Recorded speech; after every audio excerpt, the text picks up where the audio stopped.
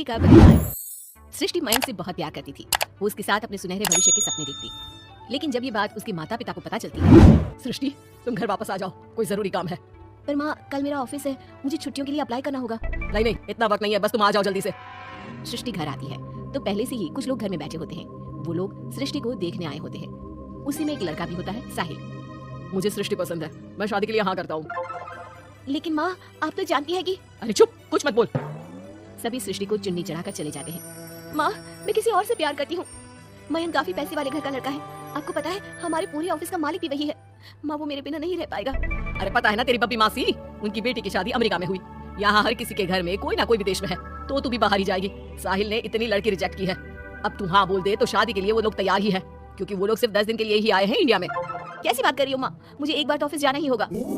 लेकिन वो लोग मानते ही नहीं और सृष्टि की शादी साहिल से हो जाती है। शादी के बाद सृष्टि मयंक के पास जाती है। सृष्टि तुमने शादी भी कर ली और मेरे माता पिता विदेश में मेरी शादी कराना चाहते थे। मैंने काफी समझाने की कोशिश की लेकिन मेरे भाई और पापा नहीं माने। I am sorry Mayank.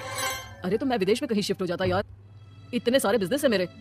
सृष्टि मयंक के सामने रोकर वहाँ से चली जाती है। लेकिन शादी के बाद जब वो विदेश साहिल के घर जाती है तो देखो ये एक कमरा है मेरा, मैं यहीं रहता हूँ, और ये एक सोफा कम बेड है। रात में मैं इसे बेड बना लेता हूँ और दिन में सोफा। और देखो मैं ज्यादा कमाता नहीं हूँ, तो तुम्हें भी मेरी मदद करनी होगी फाइनेंशियली। सृष्टि हाँ में सर हिला देती है। अगले दिन साहिल के जाने के बाद वो माँ को फोन करती है। क्या है माँ, कहाँ शादी करवा दी? एक तो कोई चेहरा यहाँ अपना सा नहीं दिखता, ऊपर से ये घर विदेश के नाम पर क्या कर दिया आपने माँ। साहिल यहाँ सेटल भी नहीं है। मयंक के तो कितने बिजनेस थे, आलिशान बंगला, नौकर चाकर, यहाँ तो मैं खुद नौकर बनकर रह गई हूँ। ये क्या किया माँ आपने? अरे क्या बताऊं बेटी, तेरे पिता ने जो कहा मैंने वही किया। अब जो कुछ भी है वो तेरी किस्मत है भाई, जैसी भी है।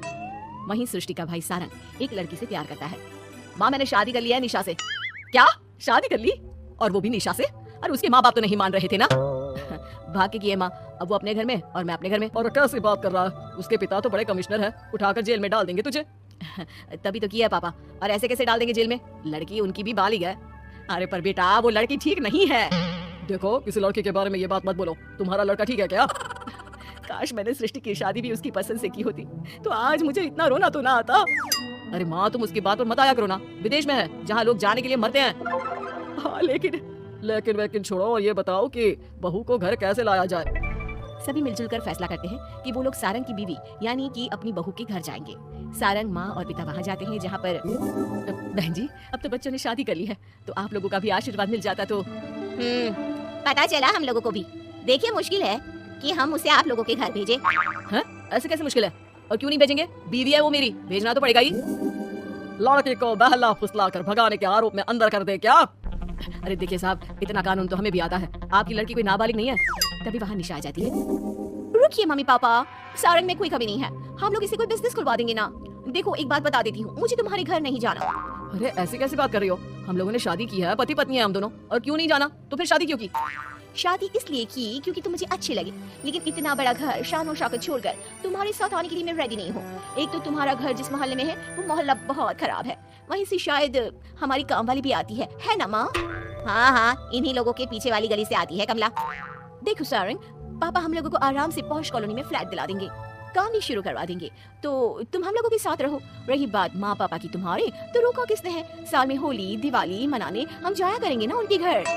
सारंग अपनी माँ पापा से कहता है, माँ मुझे निशा की बात ठीक लग रही है, वैसे भी आप लोगों के साथ तो पूरी लाइफ स्ट्रगल ही करता रहूंगा। अरे कैसी बात कर रहे हो सारंग, हम लोग यहाँ बहू लेने आए थे, बेटा देने नहीं। अब देखिए जो होना था वो तो हो गया, अब तो आप सारंग को यहीं छोड़ दीजिए और विदाई लीजिए। हाँ माँ, मैं अब यहीं रहूंगा, आप लोग जाओ, मैं अब उस मोहल्ले में नहीं आने वाला। सारंग के माता पिता वहाँ से चले जाते हैं। अब जब भी माँ सारंग को फोन करती तो या तो वो फोन काट देता या उठाता ही नहीं। एक बार सारंग के माता पिता काफी बीमार होते हैं कि तभी उन लोगों के पास सृष्टि का फोन आता है। कैसी हो माँ, तबीयत ठीक नहीं लग रही है, तुम्हें और पापा को कुछ हुआ है क्या? अरे बेटा 2 दिन हो गए हम लोग कमरे में बंद है, कोई डॉक्टर के पास ले जाने वाला तक नहीं है। हाँ माँ, मैंने सारंग को फोन किया था लेकिन उसने कहा। अरे वो तो बात तक नहीं करता, पैसे वाला हो गया है ना। रुको माँ, मैं कुछ करती हूँ, आप दोनों तैयार हो जाओ। थोड़ी ही देर में उन लोगों की डोरबेल बजती है। माँ दरवाजा खुलती है तो सामने एक हैंडसम सा लड़का लंबी कार लेकर खड़ा होता है। मयंक हो ना तुम बेटा? मयंक उन दोनों के पैर छूता है और डॉक्टर के पास ले जाता है। डॉक्टर मैं आप लोगों को अंकल आंटी के घर का पता दे दूंगा, आप इन लोगों के घर हफ्ते में एक बार जाकर रूटीन चेकअप कराना। जी मयंक जी, जैसा आप कहें, आखिर ये अस्पताल आप ही का तो है। मयंक का रुतबा देखकर माँ बाप को अफसोस होता है कि क्यों उन लोगों ने विदेश के नाम पर बेटी को बाहर भेज दिया। लेकिन बेटी ने भी उनका मान रखा। चाहती तो निशा की तरह भागकर वो भी शादी कर सकती थी। क्या सोच रहे हैं आप लोग? चलिए मैं आप लोगों को घर छोड़ देता हूँ। और हाँ, मैं और सृष्टि आज भी अच्छे दोस्त हैं, तो आप लोगों को कोई भी समस्या हो तो फोन कर दीजिएगा।